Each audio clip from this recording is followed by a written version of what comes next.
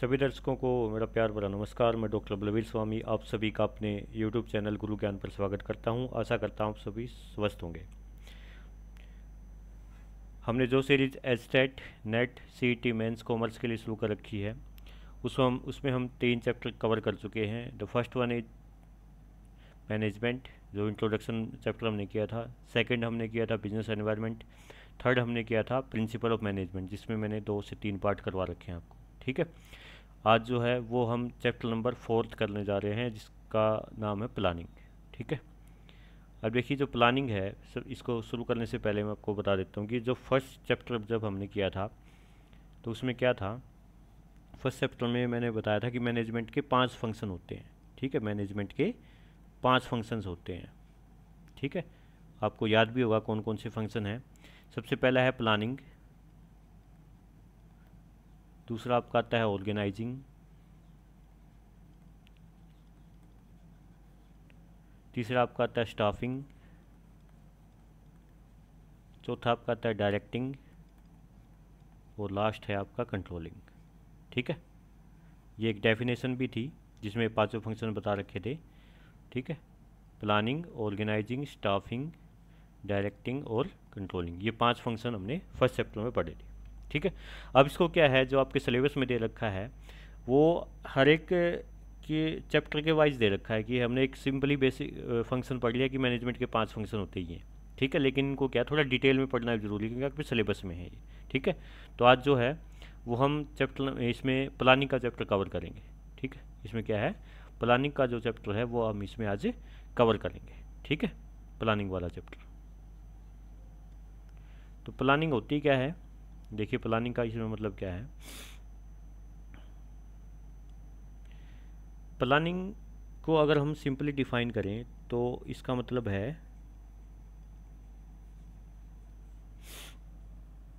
कि deciding in advance. ठीक है, सिंपल इसका मतलब अगर हम ले तो क्या हो जाएगा, deciding in advance, deciding in advance. Advance में ही हम जब कोई चीज़ डिसाइड कर लेते हैं, डिसाइडिंग इन एडवांस, उसको हम प्लानिंग बोलते हैं। फॉर एग्जांपल, एक सिंपल सा एग्जांपल मैं इसमें आपको बता रहा हूँ। जैसे आपने कोई टूर प्लान किया। ठीक है, आपने क्या है कोई टूर प्लान किया, आप ये सोच रहे हो कि हम टूर पे जाएंगे। आप क्या सोच रहे हो कि हम टूर के ऊपर जाएंगे।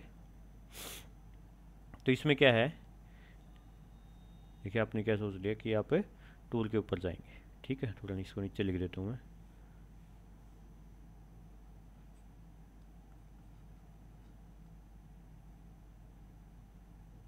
Just a second. आप क्या है कि टूर के ऊपर जाएंगे, आपने प्लान कर लिया। ठीक है, आपने क्या बना लिया, ये प्लान बना लिया। अब टूर पे क्या क्या आप कौन कौन जाओगे, आपने प्लान कर लिया कि हम क्या है 4 दोस्त जाएंगे ABCD। ठीक है, किस तरीके से जाओगे, आप अपनी कार लेके जाओगे। ठीक, आप अपनी कार लेके जाओगे या बाय बस जाओगे आप। ठीक है, बाय बस जाओगे या ट्रेन के थ्रू जाओगे। तो क्या है आपने ये प्लान बना लिया। ठीक है, कहाँ पे जाओगे।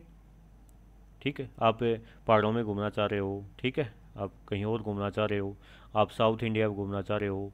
ठीक है, इस तरीके से आप वहाँ पे क्या क्या विजिट करोगे, कितने दिन का आपका टूर रहेगा, मान लो 4 डेज़ का आपने प्लान बनाया। ठीक, क्या क्या आप लगेज लेके जाओगे, वो सारी चीज़ें क्या है वो सब आपने वो डिसाइड कर ली एडवांस में। ठीक है, तो जब आप डिसाइड कर लेते हो एडवांस में तो आप उसको क्या बोलते हो, प्लानिंग बोलते हो। ठीक है, तो इसी तरीके से क्या है ऑर्गेनाइजेशन में भी क्या है आपके प्लान करना ज़रूरी है, ताकि जो ऑर्गेनाइजेशन के ऑब्जेक्टिव्स हैं, ऑर्गेनाइजेशन के जो ऑब्जेक्टिव्स हैं उनको अचीव किया जा सके। ऑब्जेक्टिव बोल लो या गोल्स बोल लो। ठीक है, उनको क्या किया जा सके, अचीव किया जा सके। ठीक है, तो इसलिए क्या है प्लानिंग आपकी ज़रूरी है। अगर प्लानिंग आप नहीं करोगे तो सिंपल सी बात है, आप ये मान लो कि एक गाड़ी चल रही है। ठीक है, उसकी कोई डायरेक्शन नहीं है, मतलब कभी वो इधर जा रही है कभी वो उधर जा रही है। ठीक है, उसकी कोई डायरेक्शन नहीं है, यानी वो कहीं वो पहुंच ही नहीं पाएगी। इसका मतलब आगे समझ में। तो इसका मतलब क्या, प्लानिंग का मतलब क्या हुआ कि आप एडवांस में डिसाइड कर लेते हो कि आपको क्या चीज़ अचीव करनी है। ऑर्गेनाइजेशन में भी सिंपल ऐसे ही है कि आप एडवांस में डिसाइड कर लेते हो कि हमारी ऑर्गेनाइजेशन का इस साल क्या टारगेट रहेगा। फॉर एग्जांपल, आपने एडवांस में डिसाइड कर लिया कि कंपनी क्या है इस साल 10% सेल्स को क्या करेगी, इंक्रीज करेगी। क्या करेगी, सेल्स इंक्रीज करेगी। ठीक है, तो ये आपका ऑब्जेक्टिव हो गया। तो आपने पहले से प्लान ये बना लिया कि आप क्या करोगे, अपने 10% सेल्स को क्या करोगे, इंक्रीज करोगे।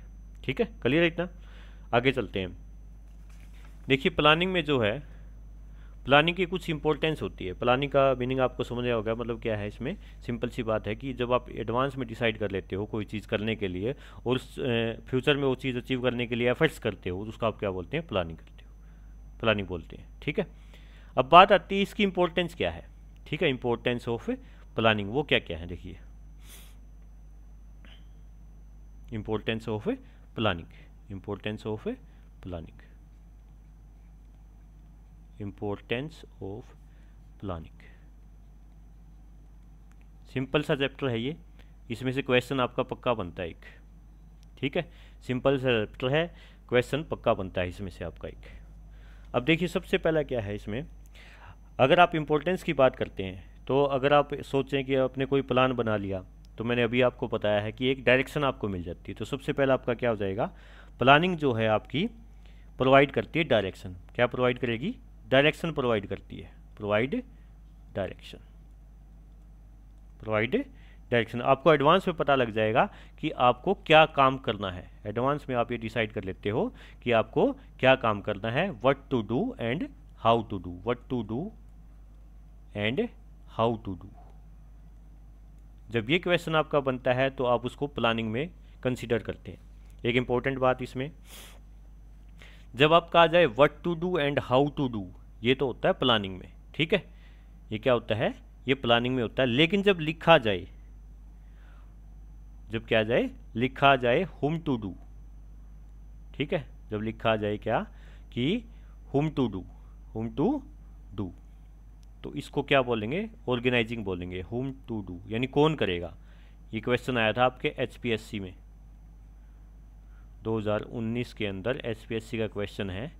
ठीक है, जिसमें पूछ रखा था हुम टू डू, और एचपीएससी ने उसको ऑर्गेनाइजिंग माना था, ऑर्गेनाइजिंग। ये चैप्टर नेक्स्ट करेंगे हम, लेकिन अभी मैं एक क्वेश्चन आपको बता रहा हूँ।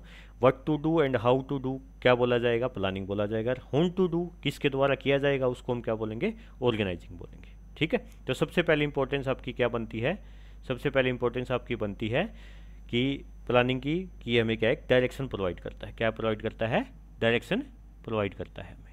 ठीक है, सेकंड इंपॉर्टेंस आपकी क्या आएगी इसकी, सेकंड इंपॉर्टेंस इसकी आपकी बनेगी reduce risk and uncertainty, reduce risk and uncertainties, uncertainties. ठीक है, इसका मतलब क्या हुआ, रिड्यूस रिस्क एंड अनसर्टेनिटीज का मतलब कि अगर आप एडवांस में डिसाइड कर लेते हो कि आपको क्या काम करना है, कितना करना है, कैसे करना है, ठीक है, कितना इसके ऊपर आपको खर्चा लगेगा, कौन सी इवेंट्स आपको करनी है, कौन सा टास्क आपको करना है, जब आप एडवांस में डिसाइड कर लेते हो तो इससे क्या हो जाता है, रिस्क कम हो जाता है। रिस्क कभी टलता नहीं है, ठीक है, वो हमेशा बना रहता है आपका। और अनसर्टेनिटीज जो अनिश्चितताएँ हैं उसको आप एक हद तक रिड्यूस कर देते हो, कम कर देते हो। ठीक है, आई होप ये भी आपको पॉइंट समझ में आ गया होगा। थर्ड पॉइंट क्या कहता है कि जो थर्ड इंपॉर्टेंस है वो क्या कहती है इसमें, थर्ड इसमें बताया है कि ओवरलैपिंग और वेस्टफुल एक्टिविटीज़ कम हो जाती है इसमें। Overlapping and wasteful activities, wasteful activities जो हैं वो क्या हो जाएंगी, आपकी कम हो जाएंगी, क्या हो जाएंगी, रिड्यूस हो जाएंगी वो। ठीक है, कैसे कि आपने प्लान बना लिया कि जैसे मैं अभी आपको एग्जांपल बता रहा था कि आप 4 लोगों ने क्या है डिसाइड कर लिया कि आप किसी टूर पे जाओगे। ठीक है, आपने ये डिसाइड नहीं किया कि लंच कौन लेके आएगा या फिर कोई भी रास्ते में खाने का सामान कौन लेके आएगा। ठीक है, तो क्या किया, ए भी अपने घर से पराठे बना लाया फॉर एग्जाम्पल, और डी भी क्या अपने घर से पराठे बनवा लाया। ठीक है, और बी भी बनवा लाया। अब देखिए लंच तो आप 1 या 2 ही बार कर पाओगे, वो बाकी अगर बस उसको रखोगे 1-2 दिन के लिए तो ख़राब हो जाएगा। ठीक है, तो इससे क्या हुआ, हम ये मान सकते हैं कि ओवरलैप हो गया अगर आपने प्लान ही नहीं किया तो। और आप प्लान बना लेते कि ए क्या है, केवल ए ही पराठे लेके आएगा और कोई लंच लेके नहीं आएगा। ठीक है, तो आप उसको ईजिली कंज्यूम कर पाओगे। इसी तरीके से आपकी ऑर्गेनाइजेशन में होता है, इसी तरीके से ऑर्गेनाइजेशन में है कि आप अलग अलग एम्प्लॉयज़ को क्या है, अलग अलग एम्प्लॉयज़ को काम डिवाइड कर लेते हो कि आप मैनेजर का काम करोगे, आप इसके सबऑर्डिनेट होगे, आप प्रोडक्शन का काम करोगे, ठीक है, प्रोडक्शन यूनिट संभालोगे, आप मार्केटिंग संभालोगे। तो जब आप काम डिवाइड कर लेते हो, ठीक है, प्लानिंग आप एडवांस में बना लेते हो, तो उससे ओवरलैपिंग और वेस्टफुल एक्टिविटीज़ क्या हो जाती हैं आपकी, कम हो जाती है। ठीक है, आई होप ये क्लियर है आपको। उसके बाद में क्या है, इसकी फोर्थ जो इम्पोर्टेंस हम कह सकते हैं वो आएगी आपकी planning facilitate decision making. Decision making में हेल्पफुल है, helpful in decision making, helpful in decision making, helpful in decision making, decision making, helpful in decision making. अब देखिए डिसीजन कब लिया जाता है, डिसीजन आप तभी ले सकते हो जब आपके पास अल्टरनेट अवेलेबल है, अल्टरनेट क्या हो, अवेलेबल हो, अदरवाइज आप डिसीजन ले ही नहीं सकते। अब कहोगे सर कैसे, देखिए आपके पास ऑप्शन है कि या तो आपको मान लो किसी मंजिल पे पहुंचना है, ठीक है, ये मंजिल है आपकी, ठीक है, जैसे बिल्डिंग है, बिल्डिंग में पहुंचने के दो तरीके हैं, या तो आप लिफ्ट यूज़ कर लीजिए या फिर आप स्टेयर्स यूज़ कर लीजिए।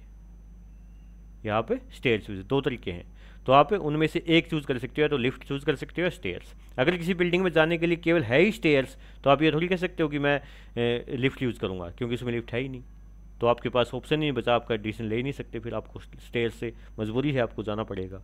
ठीक है, तो डिसीजन मेकिंग में क्या है, डिसीजन का मतलब क्या है, जब आपके पास अल्टरनेट्स अवेलेबल होते हैं, अल्टरनेट्स क्या होते हैं, अवेलेबल होते हैं, उनमें से जो चूज़ करते हो आप, ठीक है, तो चूज़ किसकी सहायता से कर सकते हो आप, किसकी हेल्प से कर सकते हो आप, जब आप प्लान बनाते हो तो उसकी हेल्प से आप अल्टरनेट को चूज़ कर पाओगे। जैसे मार्केट के अंदर क्या होते हैं, बहुत सारे सप्लायर्स होते हैं, मार्केट के अंदर बहुत सारे सप्लायर होते हैं, तो जब आप प्लान बनाते हो कि आपको प्रोडक्शन तो करना है, लेकिन रॉ मटेरियल आप कहाँ से लेके आओगे, तो आप ये एडवांस में डिसाइड करोगे, देखिए ये सप्लायर हमारे को अच्छा मटेरियल प्रोवाइड करता है, इसकी कॉस्ट भी कम होती है, ठीक है, और ये ट्रांसपोर्ट भी जल्दी कर देता है, इस तरीके से, तो आप क्या है इस सप्लायर से सामान लेना पसंद करो, रॉ मटेरियल।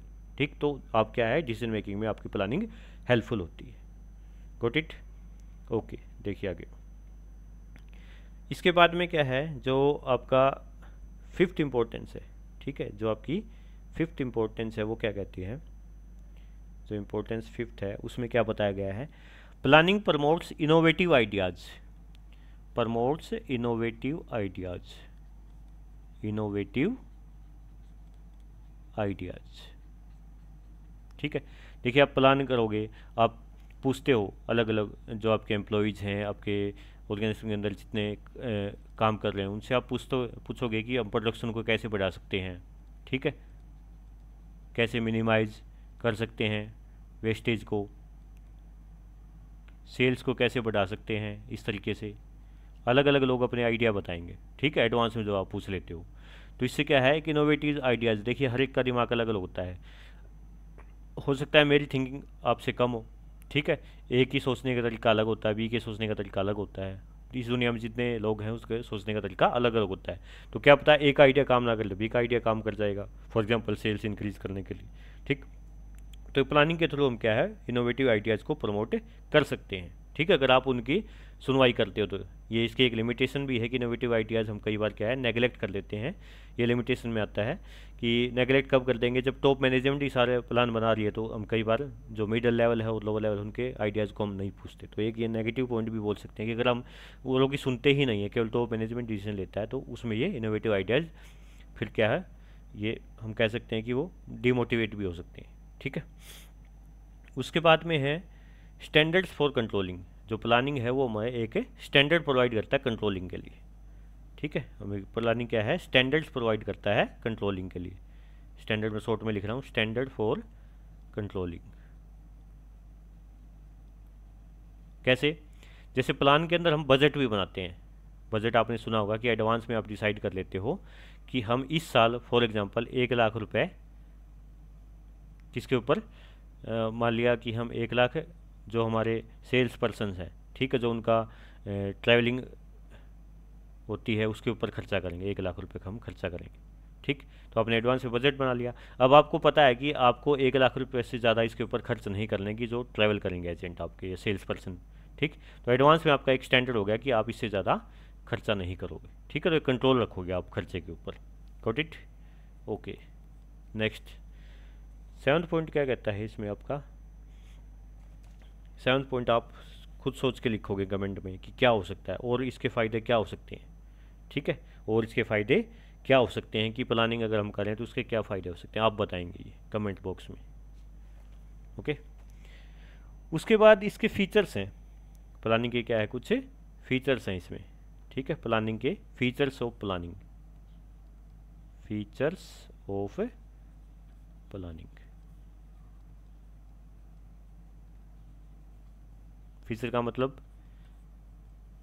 इसकी कैरेक्टरिस्टिक्स आप बोल सकते हो, इसकी विशेषता बोल सकते हो, विशेषता बोलते हैं हम इसको, ठीक है, क्या क्या विशेषता होती है, विशेषताएं, ठीक।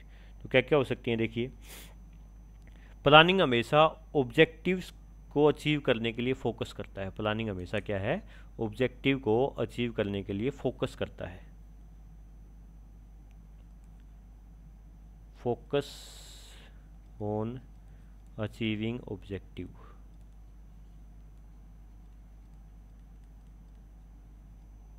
अचीविंग ऑब्जेक्टिव्स, ठीक है। जो आपने गोल्स सेट कर रखे हैं, जो आपने गोल्स सेट कर रखे हैं, वो गोल्स कैसे पूरा होंगे, वो गोल्स कैसे पूरा होंगे, उनको क्या है पूरा करने के लिए हमेशा क्या है, प्लानिंग आपका फोकस करता है उनके ऊपर, ठीक है।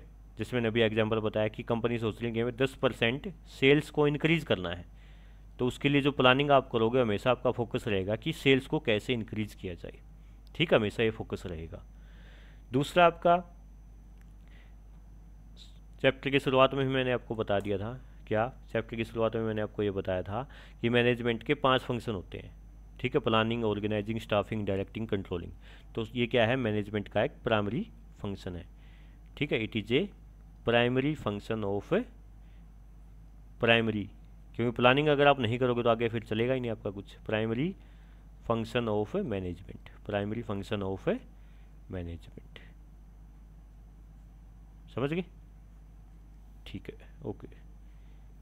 थर्ड इसमें इसका थर्ड कह सकते हैं थर्ड फीचर या इसकी तीसरी विशेषता क्या है, तीसरी विशेषता आप बोल सकते हो प्लानिंग आपकी परवेसिव है, प्लानिंग आपकी परवेसिव है, परवेसिव का मैंने बताया था कि जो हर जगह होती है, ठीक है, पहले ही बता चुका हूँ, परवेसिव मतलब जो हर जगह होती है, ये नहीं कि प्लानिंग बस केवल एजुकेशन में ही होती है या फिर ऑर्गेनाइजेशन में ही होती है, और एजुकेशन सेक्टर में ही होगी और कहीं प्लानिंग नहीं होती, या मैन्युफैक्चरिंग सेक्टर में ही और कहीं प्लानिंग नहीं होती, प्लानिंग आपके घर में भी होती है, ठीक है, कि आज क्या, जैसे मम्मी माता जी सुबह लग जाती है कि आज क्या बनाया जाएगा, ठीक है, आज कौन सा काम करना है, कौन क्या काम करेगा, ठीक, इस तरीके से। फोर्थ, प्लानिंग कंटिन्यूस है, अब आप ये कह दो कि हमने तो प्लान बना लिया आज का और उसके बाद प्लानिंग कभी करेंगे नहीं, ऐसा पॉसिबल नहीं है। आज का आपने जो प्लान बनाया वो सेम डे चल सकता है, उसके बाद में हो सकता है आपने को 2 दिन बाद उसकी या फिर उसके 5 दिन बाद कोई प्लान बनाना पड़े, ठीक है। तो प्लानिंग हमेशा आपकी चलती रहेगी, नहीं कि आपने एक बार प्लान बना दिया तो ज़िंदगी भर वही चीज़ आपकी लाइफ लॉन्ग चलती रहेगी, ऐसा नहीं है पॉसिबल, क्योंकि जो एनवायरनमेंट आपका वो डायनेमिक है और डायनेमिक एनवायरनमेंट के अकॉर्डिंग आपको चेंज करना पड़ेगा, ठीक है। उसके बाद है प्लानिंग क्या है, फ्यूचरिस्टिक है, प्लानिंग हमेशा आपकी फ्यूचरिस्टिक है होती है, ठीक है, प्लानिंग आपकी क्या है, फ्यूचरिस्टिक है, हमेशा फ्यूचर को ध्यान में रख के बनाई जाती है, फ्यूचरिस्टिक प्लानिंग हमेशा आपकी फ्यूचर को ध्यान में रख के बनाई जाती है, कि फ्यूचर में ये हो सकता है, फ्यूचर में ये हो सकता है, ये अगर हो जाएगा तो हम क्या करेंगे, ये अगर हो जाएगा तो हम क्या करेंगे, इस तरीके से, ठीक है। प्लानिंग आपकी डिसीजन मेकिंग, प्लानिंग के अंदर डिसीजन मेकिंग इन्वॉल्व होता है, involve decision making, involves decision making, ये मैंने आपको इम्पोर्टेंस में भी बताया है और इसमें भी आ गया, ठीक है, कि प्लानिंग के अंदर क्या है, हम डिसीजन करते हैं, जैसे मैंने आपको बताया था कि अल्टरनेट जब आपके पास अवेलेबल होंगे तभी आप डिसीजन ले सकते हो, ठीक है। तो प्लानिंग में आप पहले से अल्टरनेट सर्च करते हो कि हमारे पास कौन कौन से ऑप्शन है जिसको हम सिलेक्ट कर सकते हैं ताकि हमारी कॉस्ट कम आए और जो हमारा प्रॉफिट है वो इंक्रीज़ हो जाए, ठीक है। और प्लानिंग क्या है, आपकी मेंटल एक्सरसाइज भी है, ये तो आपको पता ही है, सिंपल सी बात है, प्लानिंग क्या है, आपकी मेंटल एक्सरसाइज भी है, प्लानिंग आपकी मेंटल एक्सरसाइज है, ठीक है, it is a mental exercise, got it, okay.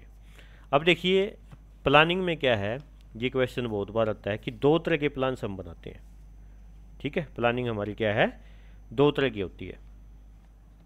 Planning आपकी दो तरह की होती है। कौन कौन सी प्लान्स आपके बनते हैं? एक तो स्टैंडिंग, ठीक है, प्लान आपके किस तरह के बनेंगे, एक तो स्टैंडिंग प्लान होते हैं और एक सिंगल यूज प्लान होते हैं। ठीक है, जो टाइप्स ऑफ प्लान हैं आपके, टाइप्स ऑफ प्लान,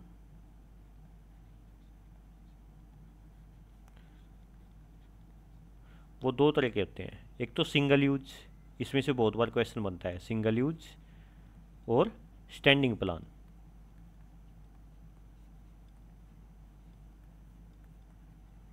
ठीक है, सिंगल यूज का मतलब क्या है, सिंगल यूज का मतलब ये है कि जिस प्लान को आपने एक बार बना लिया और उसके बाद उसका कोई यूज नहीं है, एक बार आपने वो प्लान बना लिया, उसको इम्प्लीमेंट कर लिया, उसके बाद उसका कोई यूज नहीं रहता।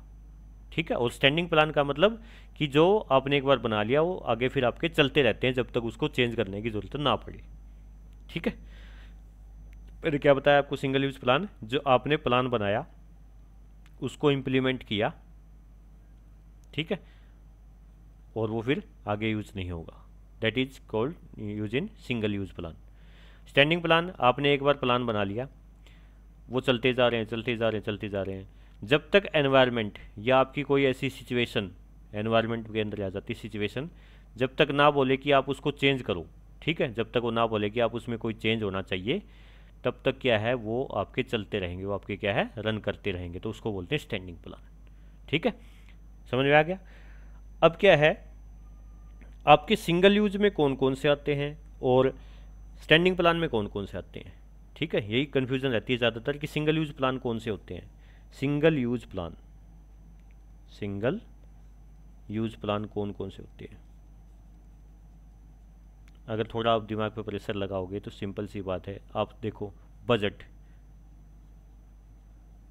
सिंपल सा एग्जांपल है, घर में हर महीने हम क्या है, बजट बना के चलते हैं कि इतना बजट हमारा रसोई पे लगेगा, इतना बजट हमारा क्या है, ये कार के खर्चे पे लग जाएगा, इतना बजट हमारा पेट्रोल लगेगा, ठीक है, इतने हमें सेव करने हैं, सिंपल सी बात। तो हर महीने आपका बजट चेंज होता रहता है। तो इस तरीके से क्या है, कंपनीज ऑर्गेनाइजेशन के अंदर भी क्या है, हर साल एवरी ईयर बजट आपका चेंज हो जाएगा। जो बजट आपने 2023 के लिए बनाया वही आप 24 में नहीं बना सकते। हो सकता है, जैसे आपको पता भी है, इन्फ्लेशन आपकी बढ़ती है, ठीक है, कई कई बार क्या पता इन्फ्लेशन ना भी हो। ठीक, तो आपका जो बजट है वो एक बार के लिए बनता है और उसके बाद वो दोबारा यूज नहीं होता। आप उसको बेस ले सकते हो, ये नहीं कह सकते कि बेस नहीं ले सकते, लेकिन वो दोबारा यूज सेम उसी तरीके से यूज नहीं होगा। ठीक है, वो सेम उसी तरीके से यूज नहीं होगा। उसके बाद में जो दूसरा है वो है प्रोग्राम, जो दूसरा है वो क्या है, प्रोग्राम।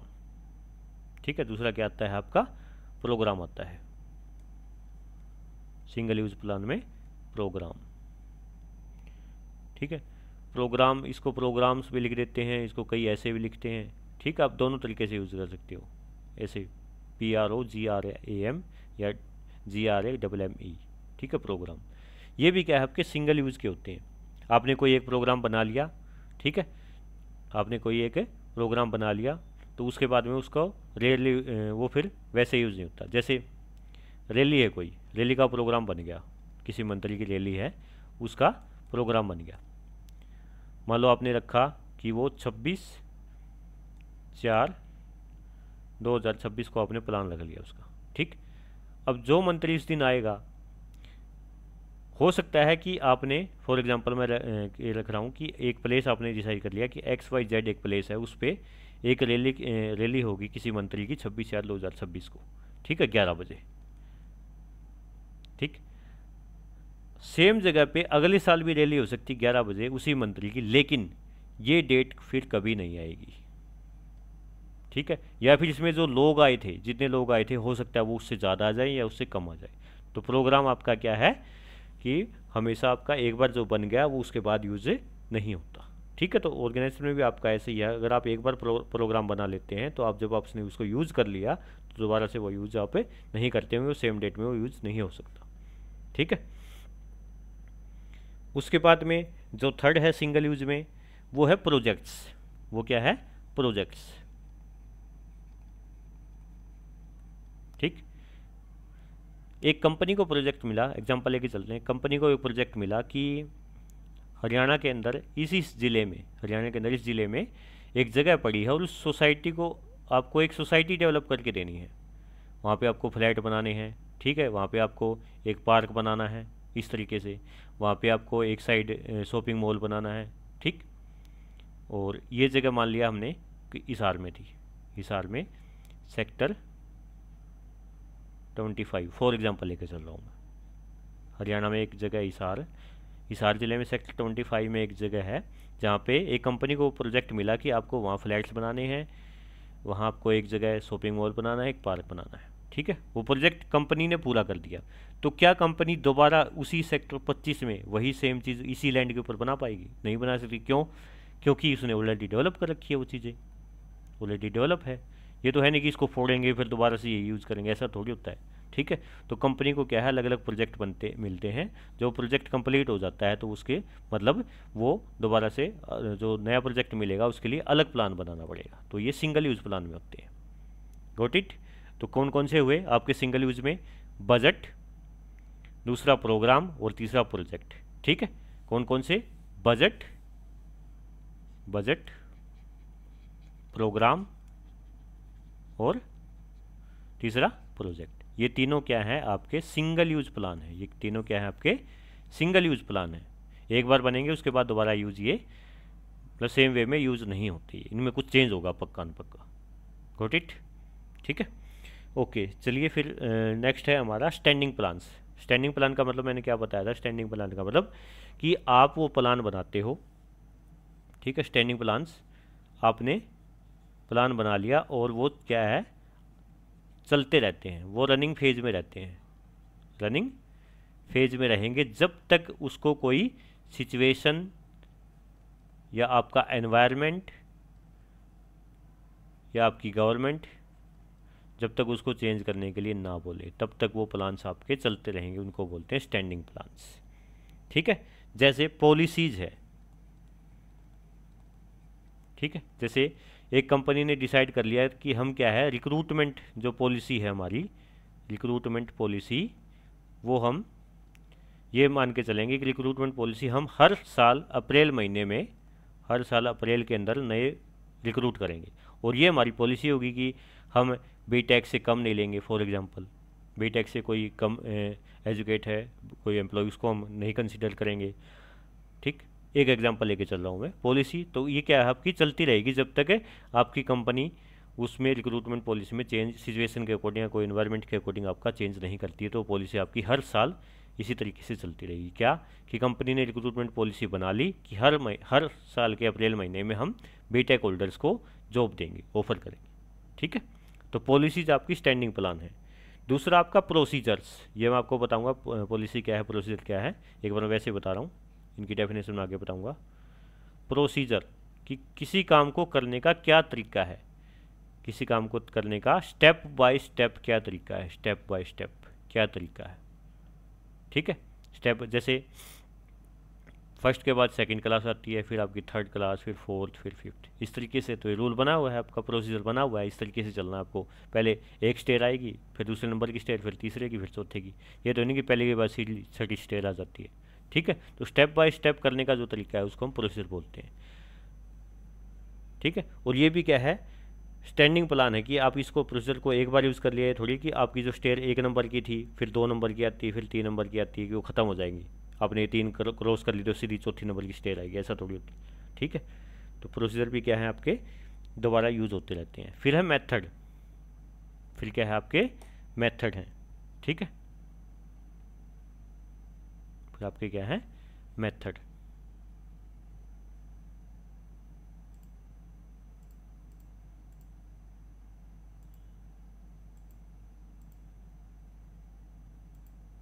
Just a second.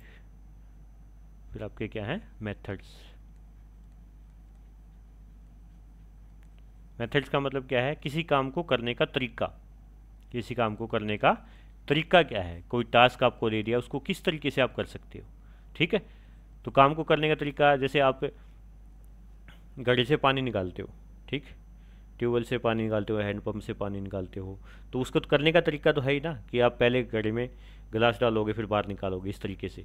तो उसको ये तो है नहीं कि आपने एक बार घड़े में गिलास डाल के वापस उस तरीके से आप पानी नहीं निकाल सकते, वो बार बार यूज़ होते रहते। तो ऑर्गेनाइजेशन में क्या है, काम करने के तरीके होते हैं, प्रोडक्शन आपको करना है, सेल आपको करनी है, ठीक है। तो उनके कुछ तरीके होते हैं। जैसे एक सेल्स पर्सन है, सेल्स पर्सन में एग्जांपल ले रहा हूँ, सेल्स पर्सन ने ए पर्सन के पास गया और अपना कोई सामान बेचा, उसने अपनी कम्युनिकेशन स्किल्स वहाँ पे लगाई, अपनी जो पर्सनैलिटी है उससे अट्रैक्ट करके वो कोई चीज़ उसने बेच दी। तो ये तो है नहीं कि बी को भी वो अपनी कम्युनिकेशन और पर्सनैलिटी नहीं दिखाएगा। सिंपल सी बात है, सेल्स पर्सन को हमेशा अच्छी कम्युनिकेशन होनी चाहिए, पर्सनैलिटी अच्छी होनी चाहिए, ताकि वो अपने कस्टमर को कन्विंस कर सके, प्रोस्पेक्टिव कस्टमर जो भावी कस्टमर उसको कन्विंस कर सके, एक्चुअल कस्टमर उसको बना सके, ठीक है। तो मेथड जो होते हैं उसको आप बार बार यूज़ कर सकते हैं। और लास्ट है इसमें रूल्स, ठीक है, जो रिजिड होते हैं, मतलब रूल्स मतलब रूल्स, जैसे बोलते हैं ना कि रेड लाइट है, सिग्नल पे आप लाइट देखते हो, ठीक है, रेड लाइट है आपकी, येलो लाइट है और आपकी ग्रीन लाइट, ठीक। रिजिड होते हैं ये, कि रूल का मतलब रूल है कि रेड लाइट आ गई तो सभी को रुकना पड़ेगा, ठीक है। और एक बार ये नहीं कि रेड लाइट एक बार आई तो आप रुक जाओ, दोबारा रेड लाइट आएगी तो आप चलते रहोगे, ऐसा नहीं है। रूल्स मतलब रूल है कि रेड लाइट है मतलब रुकना है, तो आप इसको बार बार यूज़ करते हो। तो ऑर्गेनाइजेशन में भी रूल्स बने होते हैं कि आपको 9 से 4 की जॉब करनी है, 9 से 5 की जॉब करनी है, जो भी रूल्स हैं कंपनी के अलग अलग रूल होते हैं, तो उनको हर बार वो डे टू डे फॉलो करते रहते हैं, ठीक है। तो जो बार बार यूज़ होते हैं वो स्टैंडिंग प्लान से, जो आपके एक बार यूज़ होते हैं वो आपके सिंगल यूज़ प्लान है, ठीक है। सिंगल यूज़ में मैंने क्या बताया था, बजट आपका प्रोग्राम, ठीक है, बजट प्रोग्राम, और इसमें लास्ट मैंने आपको क्या बताया था, प्रोजेक्ट्स, ठीक है। ये आपके क्या है, सिंगल यूज है। और इसके अपोजिट में जो स्टैंडिंग जो बार बार यूज होते हैं वो कौन कौन से, रूल मेथड पॉलिसीज और प्रोसीजर्स, पॉलिसीज एंड प्रोसीजर्स, ये सारे आपके बार बार यूज होने वाले हैं, ठीक है। आगे समझ में, ओके, नेक्स्ट मूव करते हैं इसमें। अब इसमें क्या है, देखिए अलग अलग कुछ वर्ड्स आते हैं इसमें, क्या क्या है, देखिए मैं 4-5 है इसमें आपको बताऊंगा कि क्या क्या चीज़ें होती हैं। सबसे पहले देखिए प्लानिंग में हम यूज़ करते हैं ऑब्जेक्टिव, क्या यूज़ करते हैं, ऑब्जेक्टिव टर्म यूज़ करते हैं। ऑब्जेक्टिव का मतलब क्या होता है, ऑब्जेक्टिव का मतलब होता है कि हम फ्यूचर के अंदर क्या डिजायर्ड अपनी पोजीशन चाहते हैं, फ्यूचर डिजायर्ड पोजीशन, कि फ्यूचर में हम अपने आप को कहाँ देख रहे हैं, उसको हम बोलते हैं ऑब्जेक्टिव्स। फ्यूचर में अपने आप को कहाँ देख रहे हैं, कि what you would like to achieve, what you would like to achieve, या फिर इसको बोल सकते हैं द एंड, कि हम एंड में हम अपने आप को क्या अचीव करना चाहते हैं, अपने आप को कहाँ रख रहे हैं, उसको हम ऑब्जेक्टिव बोलते हैं, ठीक है। ऑब्जेक्टिव का मतलब आपको समझ में आया। इसका मतलब क्या है कि कंपनी फॉर एग्जांपल ये सोच रही है कि इस साल के 2025-26 के एंड तक हमें क्या है, अपनी सेल्स को 70% इंक्रीज करना है। कितना करना है, 70% इंक्रीज करना है। तो हम साल में ये देख रहे हैं कि अगर आज हमारी सेल 100 है तो हमें 70% मतलब 170% हमारी सेल होनी चाहिए, ये हमारा एंड हो जाएगा, ठीक है। कि इस साल के एंड में हम अपने आप को 170% हमारी सेल होनी चाहिए फॉर एग्जांपल। तो ऑब्जेक्टिव का मतलब क्या है कि फ्यूचर डिजायर्ड जो पोजीशन है, आप फ्यूचर में अपने आप को क्या अचीव करना चाहते हो, आप क्या what you would like to achieve, आप फ्यूचर में क्या अचीव करना चाहते हो, उसको हम बोलते हैं ऑब्जेक्टिव, ठीक है। फिर आपकी आती स्ट्रेटजी, फिर आपकी क्या आएगी, स्ट्रेटजी आएगी। स्ट्रेटजी का मतलब आप, स्ट्रेटजी सिंपल सी क्या होती है, ये होती है, इसको अगर हम हिंदी में नीति बोलते हैं इसको, ठीक है, युद्ध नीति बोल सकते हो आप, कि आप अपने कंपटीटर्स को किस तरीके से पछाड़ सकते हो, कंपटीटर को किस तरीके से आप पछाड़ सकते हो, या आप कह सकते हो किस तरीके से हरा सकते हो। देखिए मार्केट में आप जाते हो, आपका सिंपल सी बात है, आपके कंपटीटर्स आपको मिलेंगे ही मिलेंगे, ठीक है। तो आप क्या करते हो, इस ऑब्जेक्टिव को पूरा करने के लिए, कि आपने जो अचीव करना चाहते हो साल के एंड में, उस ऑब्जेक्टिव को पूरा करने के लिए आप क्या कुछ प्लान बना रहे हो, आप क्या कुछ कंप्रीहेंसिव प्लान बना रहे हो, कंप्रीहेंसिव प्लान बना रहे हो, उसको आप बोलते हैं स्ट्रेटजी। यानी आप ऑर्गेनाइजेशन के ऑब्जेक्टिव को अचीव करने के लिए, ऑर्गेनाइजेशन के ऑब्जेक्टिव को अचीव करने के लिए आप जो प्लान बना रहे हो उसको हम क्या बोलते हैं, स्ट्रेटजी बोलते हैं। ठीक है।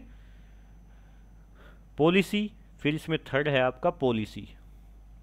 थर्ड क्या है आपका, पॉलिसीज या पॉलिसी बोल सकते हैं। पॉलिसीज का मतलब क्या होता है, ये जनरल स्टेटमेंट होती हैं, जनरल स्टेटमेंट्स होती हैं जो हमें गाइडलाइन प्रोवाइड करती हैं, जो हमें क्या करेंगी, गाइडलाइंस प्रोवाइड करती हैं कि आपकी डायरेक्शन किस तरीके से होगी, यानी आप किस तरीके से आपको मूव करना है।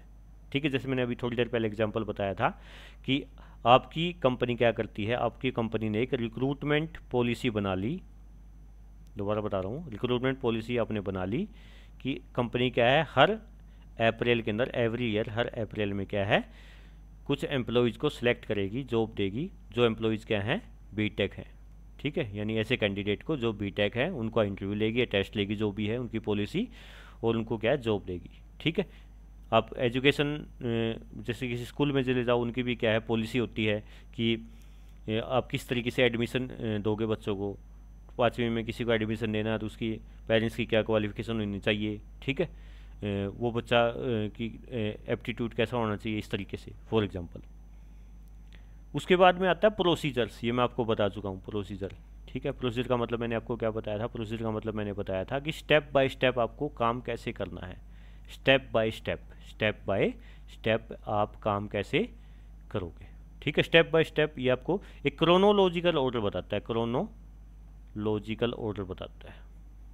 ठीक है, क्रोनोलॉजिकल ऑर्डर कि आप किस तरीके से काम करोगे। जैसे सिंपल सी बात देखिए, आपको कोई प्रोडक्ट बेचना है, ठीक है, आपको कोई प्रोडक्ट क्या है, सेल करना है, तो आप कैसे करोगे, प्रोडक्ट जब बनेगा तभी तो सेल करोगे ना आप।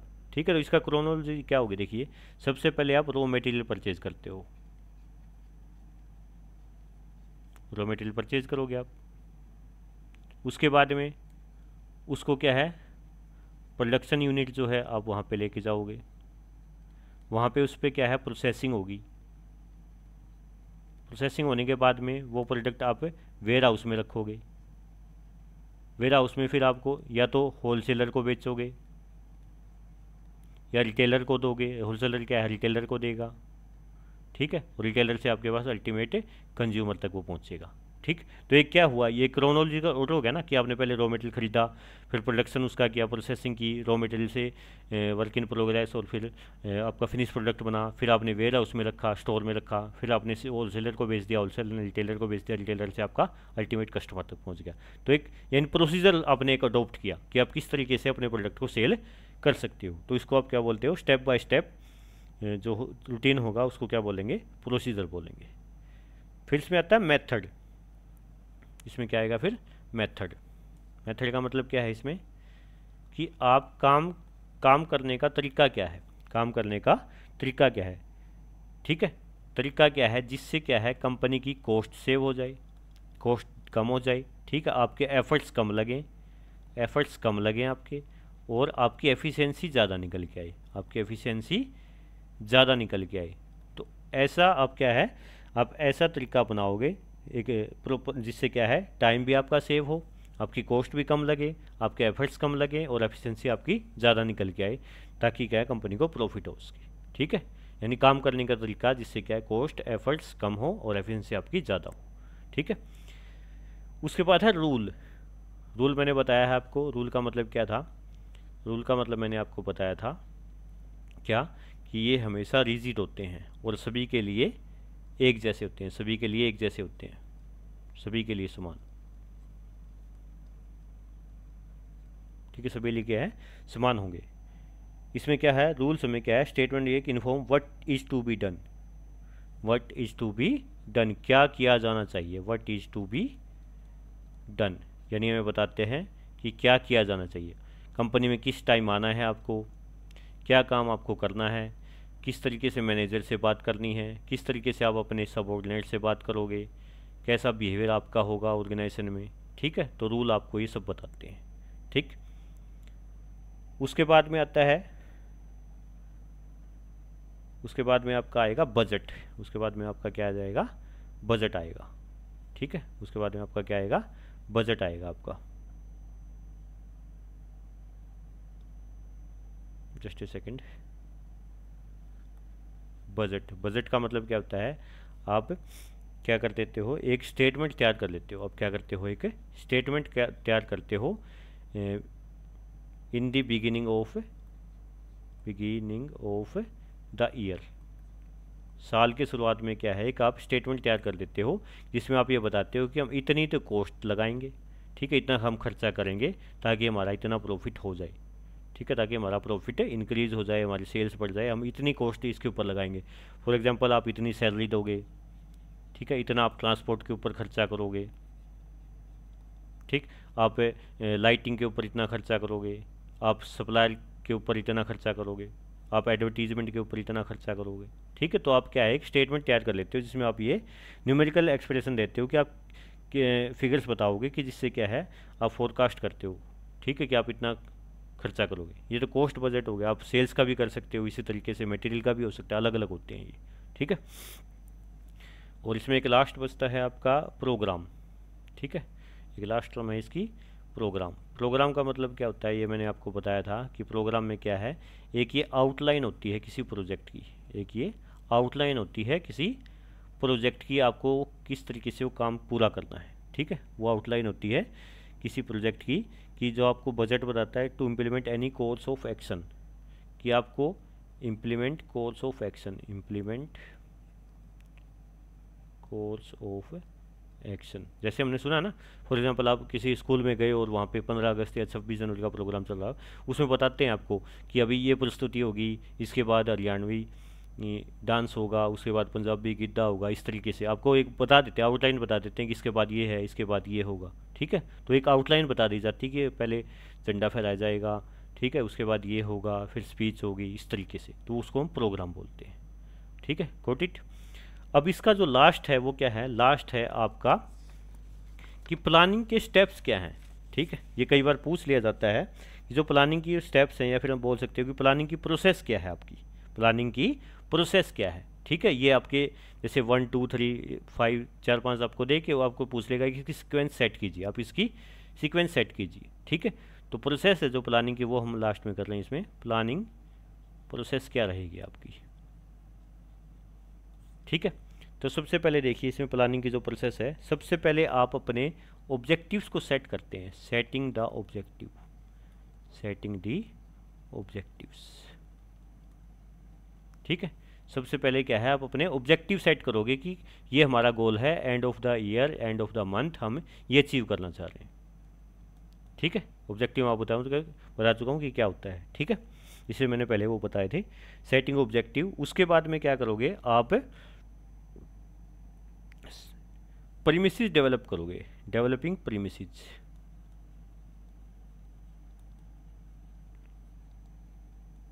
Premises.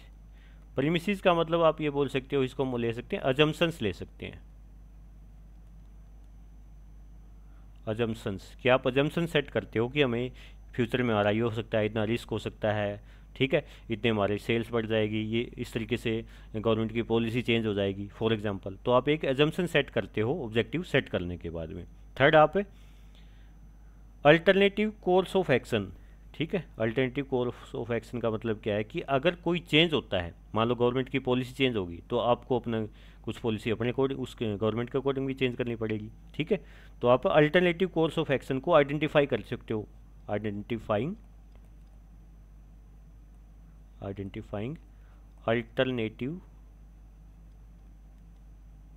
Alternative course of action.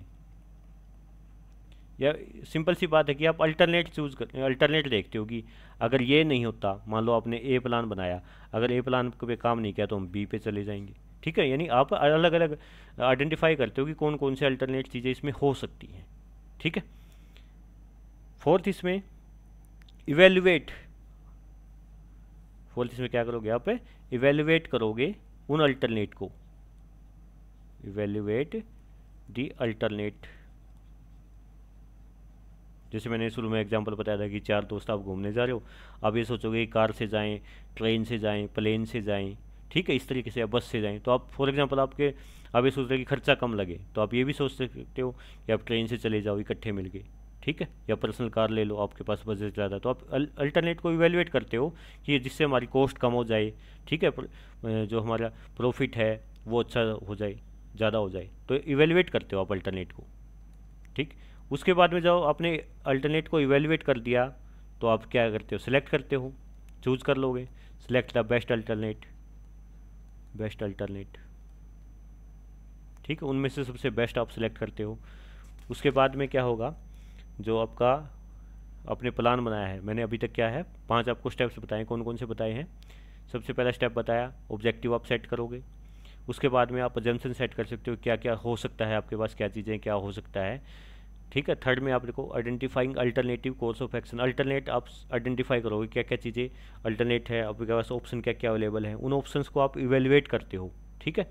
और इवेलुएट करने के बाद कि किसका खर्चा कम रहेगा, कौन सा अच्छा रहेगा, कौन सा बेस्ट है हमारे लिए, उसमें से बेस्ट अल्टरनेट चूज़ करते हो, ठीक है। चूज़ करने के बाद क्या करोगे, उनमें से क्या है इम्प्लीमेंट करोगे, implement the plan, implement the plan, plan को आप इम्प्लीमेंट मतलब आगे काम करना शुरू कर लोगे। और फिर क्या है लास्ट में उसको फॉलो अप करोगे, फॉलो अब की वो जो आपने प्लान बनाया था, जो ऑब्जेक्टिव सेट किए हैं, क्या उन ऑब्जेक्टिव को पूरा करने के अकॉर्डिंग ही हम काम कर रहे हैं, या फिर उन ऑब्जेक्टिव को अचीव कर नहीं कर पा रहे हैं, तो किस कारण से कम नहीं कर पा रहे हैं, तो उसमें से कुछ आपको प्लान में फ्लेक्सिबिलिटी लेके आनी पड़ेगी ताकि आप उसको चेंज कर सको, वो ऑब्जेक्टिव आपके पूरे हो सके, ठीक है। तो ये इसकी क्या थी, ये आपकी आप बोल सकते हो ये आपका ये स्टेप थे आपके, ठीक है, ये आपके क्या थे स्टेप थे, ठीक है। कौन कौन से, setting the objective, developing the assumptions, alternate आप फिर क्या है आइडेंटिफाई करोगे कौन कौन से अल्टरनेट आपके पास अवेलेबल हैं, उन अल्टरनेट को इवेलुएट करोगे, इवेलुएट करने के बाद उनमें से बेस्ट सेलेक्ट करोगे, और सेलेक्ट करने के बाद आप प्लान को इम्प्लीमेंट करोगे, और इम्प्लीमेंट करने के बाद आप उसको फॉलो अप करोगे कि कोई उसमें कमी तो नहीं रह रही है, ठीक है। तो ये चैप्टर था आपका प्लानिंग का आज का, आई होप आपको समझ में आया होगा, ठीक है। अगर आपको इसमें कोई डाउट है तो आप कमेंट बॉक्स में पूछ सकते हैं, ठीक है। वीडियो अगर आपको अच्छी लगे तो आप इसको लाइक करें, चैनल को सब्सक्राइब करें, शेयर करें, ठीक है। और लिंक में मैं टेलीग्राम चैनल दे रहा हूँ अपना, कोई अपडेट होगी तो आप उसके लिए ज्वाइन कर सकते हैं। आप सभी का बहुत बहुत धन्यवाद।